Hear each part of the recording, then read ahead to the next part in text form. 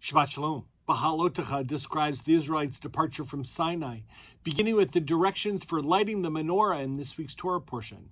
In the first half of the Parsha, Baha'alotecha, life is orderly and peaceful with each tribe and each leader in their proper place. Suddenly, in chapter 11 of the book of Numbers, the people begin to complain bitterly, beginning a cascade of negativity. The people beg for meat to eat and to return to Egypt. God inflicts them with a plague, and meat oozes from their nostrils. Aaron and Miriam rail against their brother Moses. Miriam gets sick with leprosy. Moses confesses to God that he is at his wit's end. Overcome by weariness, he pleads for help. He is no longer up to the task of leading. He can't take it anymore.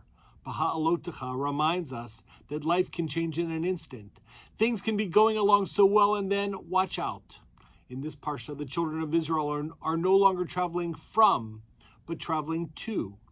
They are no longer escaping Egypt. They are now journeying towards the promised land.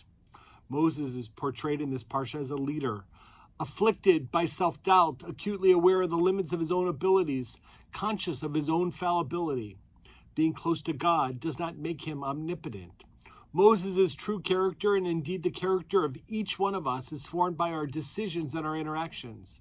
We don't have a special guidebook to follow when people complain, or when our siblings question our authority, or when God is uncontrollably angry.